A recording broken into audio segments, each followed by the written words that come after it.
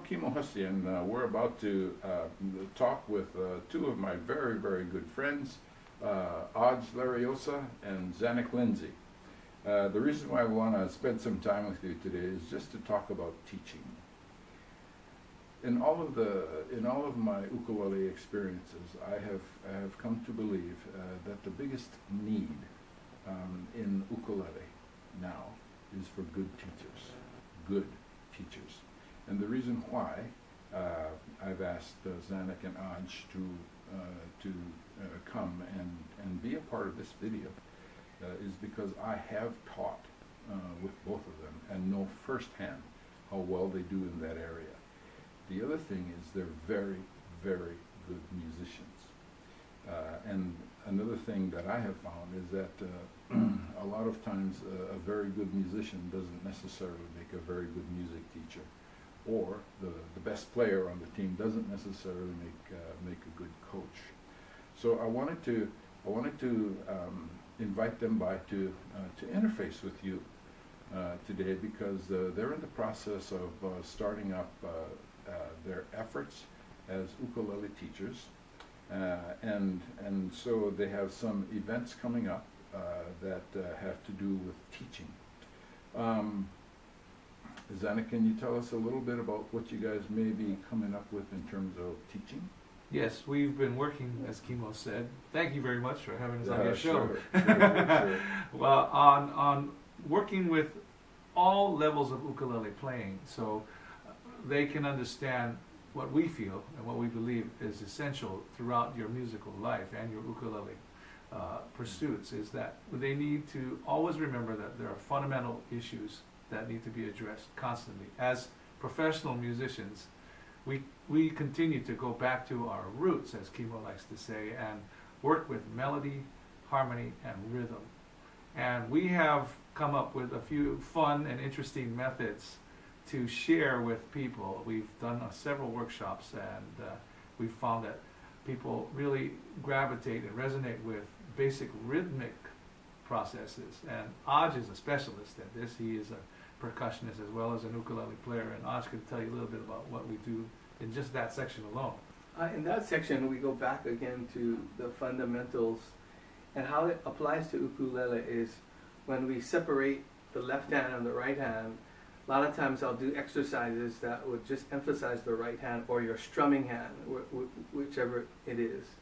And we do exercises without the ukulele, and some of these exercises help people to discover, help people to refine, help people to become more accurate and sensitive, and ultimately internalize some of the rhythms that we go through. So one basic technique we do is we mute the left hand, or the chord, the side that you would hold the chords, and we focus on a lot of the rhythms, straight eighths, swinging eighths, some finger style things.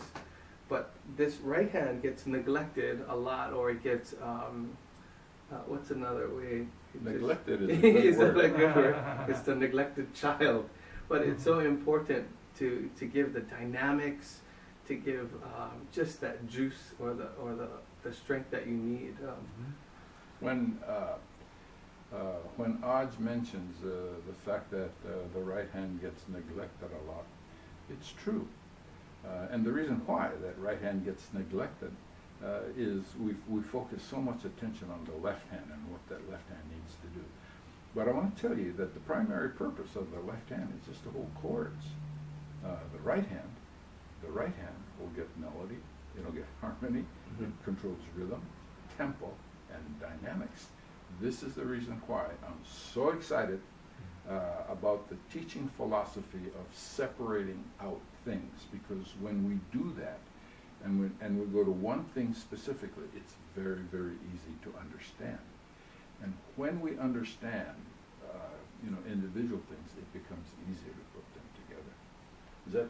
That's great. Where you guys at? I was going to continue by saying, not unlike your examples with Ode to Joy, we take blues, which we find that everybody has a lot of fun with. It's a reason we use blues as a platform for understanding melody and harmony, as well as rhythm, is that the chords are simple. We're usually only using 3 chords. And then the melody is separated out, where half of the class or a portion of the class will learn a very simple blues scale if we're playing in G. And they'll play their melodies, and I'll teach the other half of the course class just the chords, which are really very familiar. People have heard these chords in rock and roll music, jazz, of course, all kinds of things like this. And then people start to be creative and spontaneous. That's something that we also don't see in classroom work, is that people don't actually get to improvise. So we help them with that. We get them through their fears of doing that. You know, and Adj also shares different subtleties about rhythm, because we're talking about a very metronomic style of rhythm, eighths, straight eighths or single, but then there's all this, there's this abstract area called feel, and Adj talks about that. What can you tell them about that? With the feel, it's like in anything.